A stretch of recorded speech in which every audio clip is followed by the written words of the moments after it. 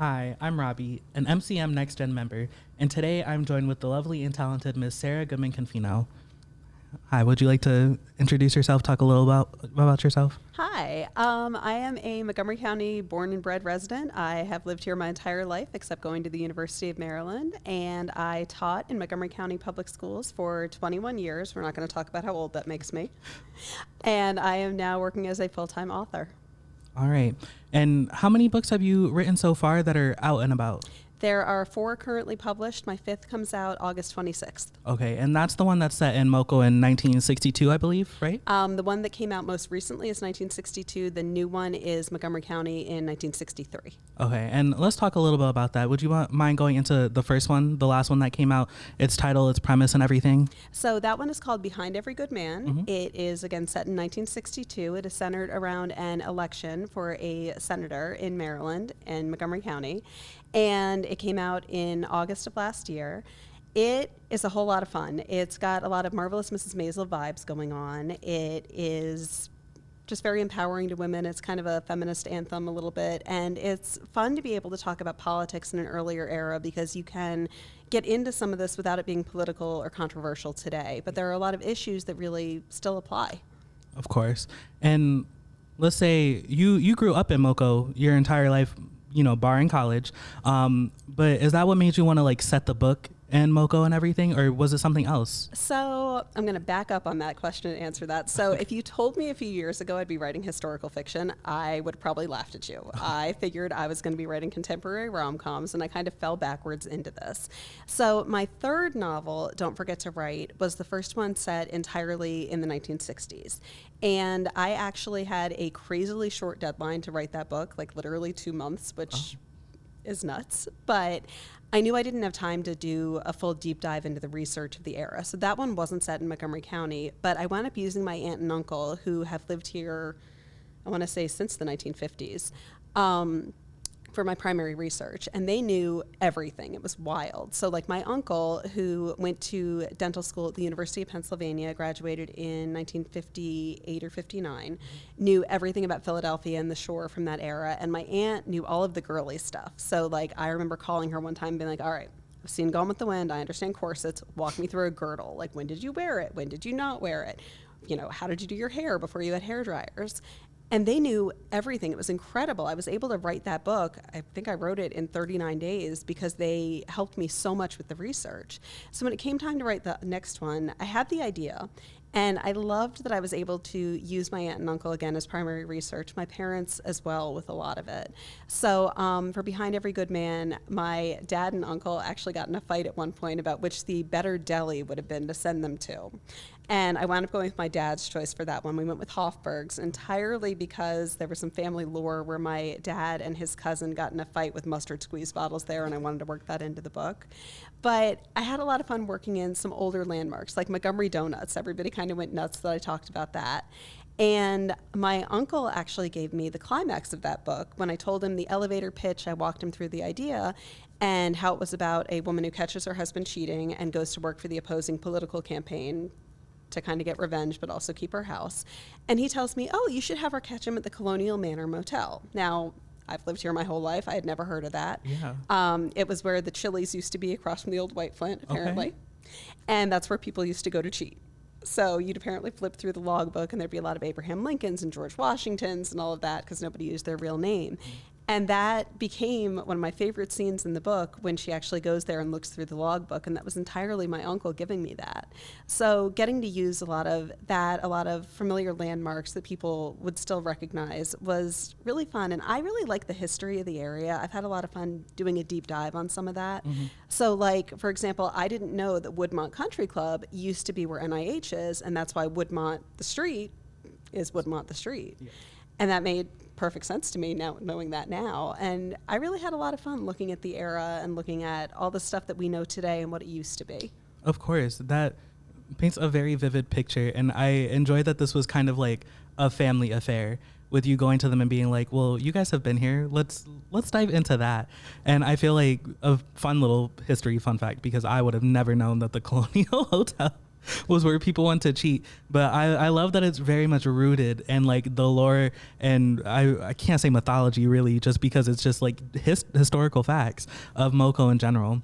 And I feel like if your next book you're working on is also set in MoCo, correct? Mm-hmm.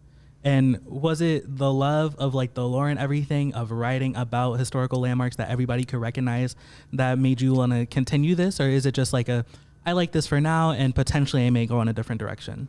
I think it's probably more of a for now situation with that. The next book, Good Grief, which comes out this summer, I was actually at a writers' conference in Nashville. I was on a panel talking about social media because apparently I'm good at that. And Julia Whelan, the audiobook narrator, was the keynote speaker. And she talked a lot about writing your story, a story that really only you can tell. And I went back to my hotel room that night trying to figure out what my next book was. And I started thinking about my grandmother, actually, not the grandmother who inspired characters in some earlier books. So the character of Evelyn has shown up in all of my books so far, and that's very much based on my 97-year-old grandmother who still lives in Potomac, and she is larger than life in a lot of ways. But my other grandmother, she died in 2009. She raised my dad primarily on her own. My dad's dad died in 1960, and doing that on her own in that era, I mean, think about it, you couldn't get a credit card as a woman until 1974. Yeah. And I started thinking about her story. And while she's not the characters in this book, I liked that idea of a widow and trying to figure out how to navigate the new normal in a time when things weren't how we think of normal today. Mm-hmm. And setting it here made it a little bit easier. I knew what I was talking about from the previous book more, but it also meant that I could kind of deep dive into some of the things that I hadn't gotten to talk about. So I remember talking about the hot shops in this one and how there used to be one at Congressional. Some of the grocery stores. There's a grocery store that features prominently in the book, and it's a fictional one, but I talked about how more people were starting to go to the Supergiant up at Congressional. And just a lot of things that we look at the landmarks today and they look nothing like that. And I am just still enjoying that. So the one that I'm planning to start next, if my kids stay healthy for more than 5 minutes, is still actually set in this area. It's a little bit more DC based. But I had a lot of fun with the research on that too. I needed a bar that was going to be someplace people would hang out in DC. And I settled on Off the Record at the Hay Adams Hotel. Yeah. And once I started looking up some of the history, all of a sudden the story starts clicking into place. And I'm really just enjoying being able to do that and being able to actually go to some of these places and stand there and look at it and order a drink at the hotel restaurant that I'm going to be setting a scene in. Of course. It's fun. I know I myself am a writer. That's what I did for school. I was a TV and film major. But when I'm writing, I do also like pull from where's around me. I went to school in DC, so I know a lot of that. I know Scandal plays a very big role. That's a very heavy DC, like DMV based thing. And listening to them talk about it like, oh, we're on Constitution Ave. I'm always like, I've been there. I know exactly where it is always such a fun thing. And I feel like everyone around you really inspires, and like just pieces of them end up being in there, whether you meant to or not, where it's just like, that really reminds me of somebody else that I know. And I know when I'm writing, all of my works are a labor of love. Like every single character is a little piece of me, like broken off and just reformed into how I would be, or like someone else I know just mashed in. So I completely understand where you're coming from with all of it. Well, honestly, that's why love stories in books are so much better than in real life, because it's one person writing both characters. So yes. Of course they fit together perfectly. They're two sides of the same person. Exactly. But with the local thing, and I'm sure this drives you nuts as well, whenever you watch something that's set here, you can tell immediately if they know the area or not. Like, I remember watching an episode of Homeland, and they were like, oh, you get off 270 at exit 1, and there's a coffee shop right there. And I'm like, which exit 1? It splits. Which one are you talking about? There's no coffee shop there. There's a mall. My pet peeve is instead when they're talking about the metro system. Georgetown. Anytime there's a Georgetown metro, I want to punch my TV. Like, it actually upsets me from time to time, because I would love to go down to the Georgetown bookstore, right? But how am I going to get there just on the train? Or when they mix up the lines, I know it's like very small things, but it's like 2 seconds of Google will get you there. But I digress. I could go on a complete tangent about it. About the DC sniper years ago, and like the police chief's office was like on this lake, and I was like, have you been to Maryland? Like, what? No. I feel like unless they're hitting directly on the coast, where are you seeing any of this water at? Because if it's not by the memorials, I'm not sure where you are. Yeah, but that's also what's fun is a lot of people have written to me and been like, oh my God, I remember that. Oh my God, you got the time period right. You got the area right. And it's like, yeah, I live here. Like, I know what I'm doing. I'm not going to mess that up. Exactly. And that's one of my favorite things about reading your books, especially where it's like I can read it and I could walk down the exact streets. And unless it was changed into something else, those landmarks are still there. I actually, at some point, want to do something on my social media where I actually go to a lot of these places and like do something with the scene from the book and try to get some old pictures. I was talking to Alex from MoCo Show about trying to gather some of the older pictures for that to try and show what it looked like at the time period. Of course, like a little book tour where you're like, you could actually eat at this. You could shop at this bar. I would do it. You could even make it a little challenge and like hashtag it with the book name. I feel like it'd be really cute. But I feel like overall, what got you into writing? I know that you said that you initially thought you would have been like doing contemporary rom-coms, my favorite genre, I can't lie, movies and books just all together. I'm very much a romantic at heart. But like, what got you into writing that? Was it a love story that you didn't see play out that you wanted to? Did you think it was something that you could craft better? Was it inspired by your own like personal relationships? So officially, I started wanting to be an author when I was 8. Okay. However, there is a story in my baby book called Sarah's First Story. Okay. It's about a duck. Apparently, I told my grandfather a story about a duck, and he thought it had to be written down. It has no plot. I've gotten better since I was 2. But when I was 8 years old, my Uncle Jules, he lived in Indianapolis. He was a neurosurgeon. He never had kids of his own. He treated his nieces and nephews very much like his own children. And he was known for giving the best gifts. Well, when I was 8, I was writing him letters. And now that I have an almost 8-year-old of my own, I think they were probably terrible. But he mailed me a typewriter and told me I was going to be an author someday and that every author needed a typewriter. And I don't know what he saw in those, but he saw something. He died in 2008, so he never actually got to see me succeed in this. He did read my first novel that I wrote in a binder, so I like to think that he knows. But I've wanted this really ever since. This has always been my lifelong dream, so actually being here is completely wild. That's so lovely. I'm sure your uncle is there reading all of your stories as you're writing them, you know. Oh, he would have been handing out copies at the hospital. He would have bought like 10,000 of them, and he would have been so proud. You know, I believe it. And I feel like that's such a powerful story that is just rooted in a childhood hope and dream that you're making real now. And I feel like if there was anything that you would have wished had been told to you, because it sounds from what I'm hearing that you had a fairly like supportive like system behind you. Is there anything that you would offer like advice, inspiration that anybody that may not have one or anybody that does but is just looking for like a little extra push? Honestly, 2 things. One of them I stole from Stephen King, and this is the one that I use everywhere, which is you've got to treat your writing like a job. Because if you don't, it's going to sit in a drawer and you're never going to actually finish anything. But if you needed the money, you would get a part-time job, and it didn't matter how tired you were, you would go if you needed the money. And you've got to treat writing the same way. And it's hard. I mean, life gets in the way, and it's hard when you're not getting paid for it yet. You know, now I'm under contract. Like, it's a little bit more like, hey, this is my job. I have to go do this. Yeah. When you're first starting, it's a lot harder to find that motivation. So just put your butt in that chair and write is really the best advice that I have.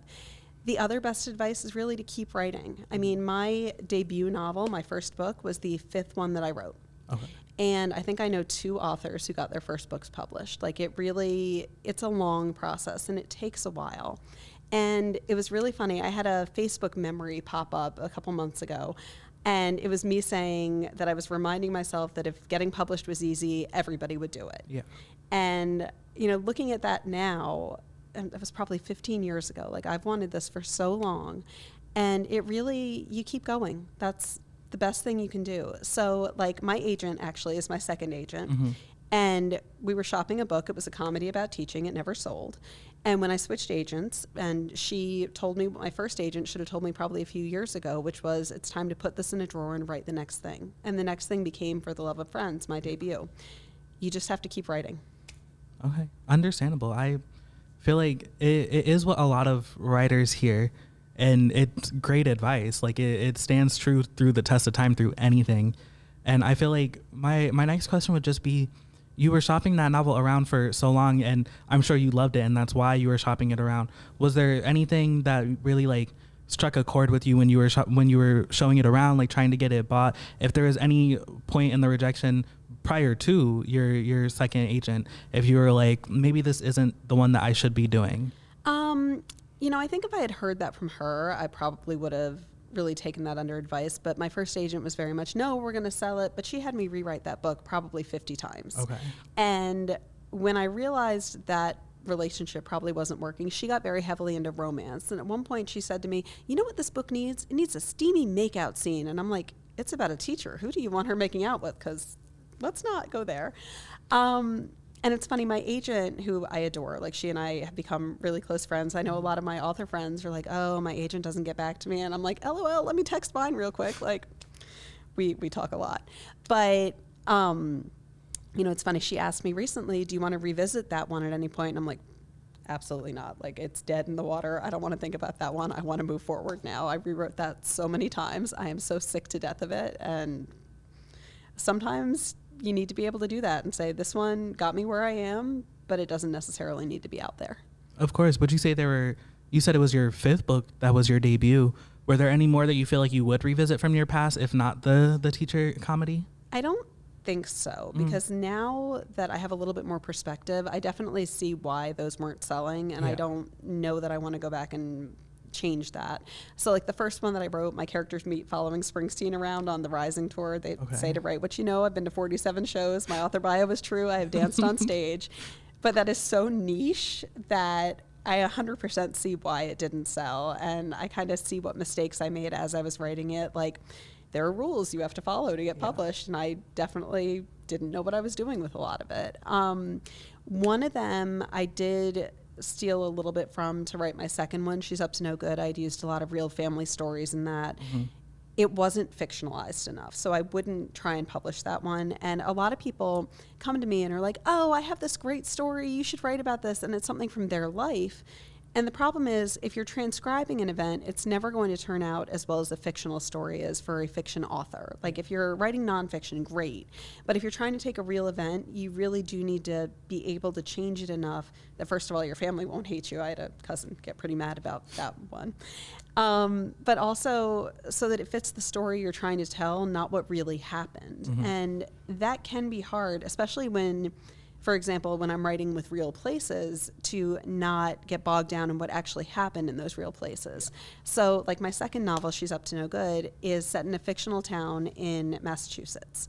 I originally was going to use my grandmother's hometown of Gloucester, which I hadn't been to since I was 14, and I was writing this in a pandemic with a baby, and a research trip wasn't happening. So I remember I asked my parents to kind of pull all the pictures and memories that they had of this. And my mother gave me, I think it was like 6 single-spaced pages about her family. It wasn't about the town. And that didn't help.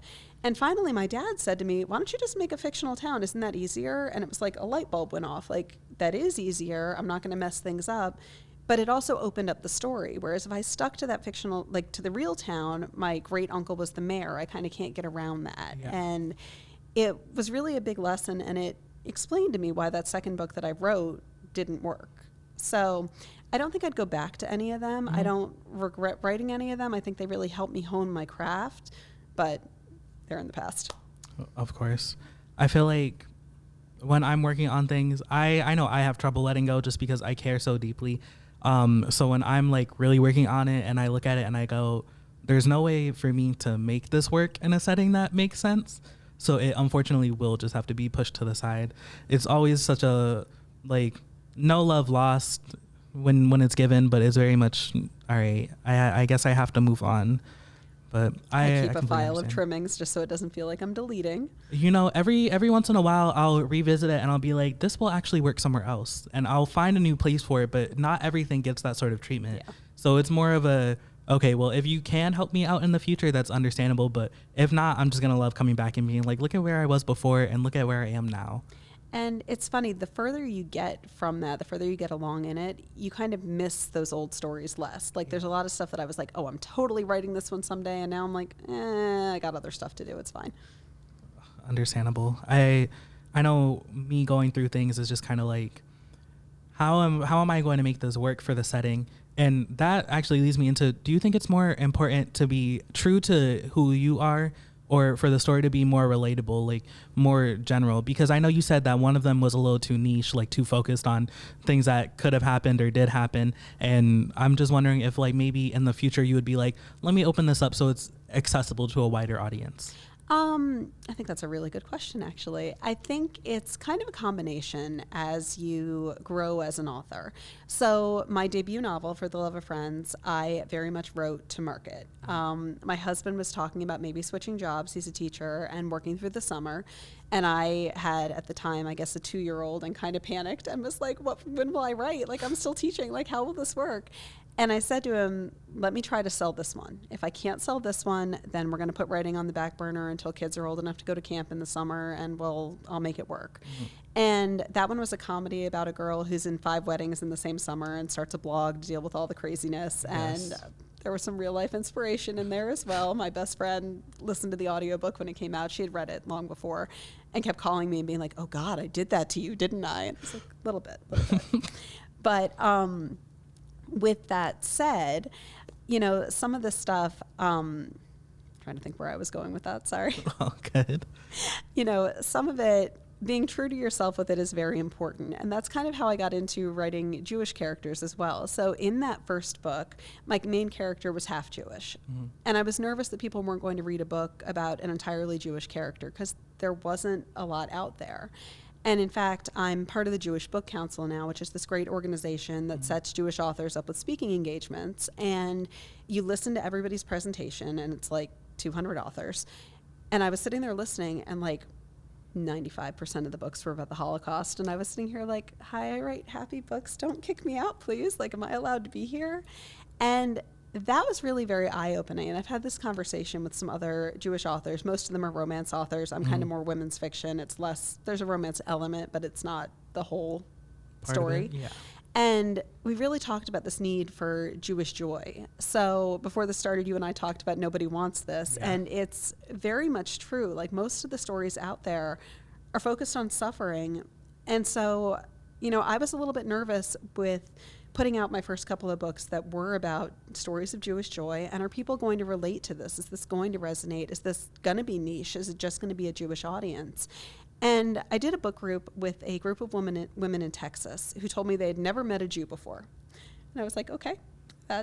First time for everything. And what they said they liked about my book, and I didn't know if this was a compliment or an insult at first, was that the characters were Jewish without it being their entire personality. And I really had to think about that. And the more I've read in the Jewish community, there are books that I like to compare it to the Barbie movie, where Ken's job is just beach. There are characters where it's just like Jew, that's all they are. And I don't think that's true for anybody's experience. And so I've gotten to know more of my readers, and a lot of people have said that what they like is that they're seeing that these are normal characters. We just have some different holidays. Yeah. And I think that's important. And so that's really where I'm kind of trying to stay true to myself with this. I'm trying to write these real stories that are still relatable, that help people see we're not all that different. That was a very long answer. I'm sorry. No. It's okay. It gave me a lot to think about. I feel like a lot of what we hear about, because I know I am fairly light, but I'm Black and I went to a HBCU. Like I love my school. I love my people. I love my culture. A lot of the books that come out that are historical are more about the trauma that we endure and face rather than like any sort of joy and happiness in the time. And I understand that it has been a tough time. It's always a tough time to be like outside of the majority. That's not the whole story. Exactly. And I feel like I would love to focus more on what we were doing in the time rather than not turning away from the important aspects of it, but just being like, not everything is solely sad all the time. And that's what the story about the Jewish writers group, where you're like, everybody's talking about the Holocaust, and I'm like, my characters, they fall in love. Right. Does that happen? And I enjoy that. I feel like it's very important to make sure that you're mixing in, when you're doing historical fiction, that you're mixing in a lot of the things that are going on at the time, but it doesn't have to be everything. And I feel like most characters, what they'll look at, or most people when they're reading about your characters, they'll be like, oh, well, this one isn't what I thought, but I'm still along for the ride. I feel like a lot of readers nowadays, like the younger ones, tend to pick up a book and be like, I can't really relate to this character, so I'm just going to put it down entirely. But I feel like one of the hallmarks of a great book is being like, even if you don't know this character, even if it's not like who you would normally be drawn to, you can still find a relation to them and go along and be like, this is what I'm writing about, this is who I want to write about, and I'm going to make it as relatable as I can. Well, and I think all my years of teaching also kind of played into that, because when you are teaching these books, like I taught ninth grade for a very long time, and the ninth grade curriculum was fairly heavy. Like We Got to Kill a Mockingbird, great book, but again, we're dealing with very heavy issues there. Yeah. They started bringing in Sherman Alexie, who is problematic, but absolutely true diary of a part-time Indian. That was very relatable. But you've got a lot of these stories of suffering still, and we need stories of joy. And I remember teaching 11th grade my last few years, and we taught The Hate You Give. And I love that book. That's a fantastic book. It's obviously still dealing with a lot of the trauma of what goes on in America today. Of course. But you also have a very functional nuclear family. You have characters who are able to find a happy ending and really move past this. And I think that kind of story is so important, especially for our youth. Like, representation matters, but it can't just be negative representation. It can't just be the suffering. It can't just be the trauma. And that was just it. Growing up, there wasn't a lot of Jewish representation. I remember there was the All of a Kind family books when I was a kid, which were about a Jewish family. And, my mother had some immigrant ones from the 70s that were dirtier than I think she remembered when she gave them to me. But there really wasn't much else. It was kind of a desert. And I don't want that for my kids. Of course. I feel like on that note is where we should end with we need more joy in books and life just today. Absolutely. And I just want to thank you again for coming to chat with me for a little bit. I loved hearing about it, and make sure that I will make sure that I check out your next book coming out soon in the summer, you said? It's August 26th. It is called Good Grief. Let's see, as of right now, we're going to do a launch in Severna Park. There's a great little bookstore up there, but I am talking to my friend owns Jurisdiction Clothing in Cabin John, and we usually do a little soft launch party there too. So of course, we should have a signing there at some point. I'll keep my eye out for it, but thank you again for coming to chat with us. I'm Robbie, your MCM NexGen member, and this has been Miss Sara Goodman Confino. Thank you, and have a good day.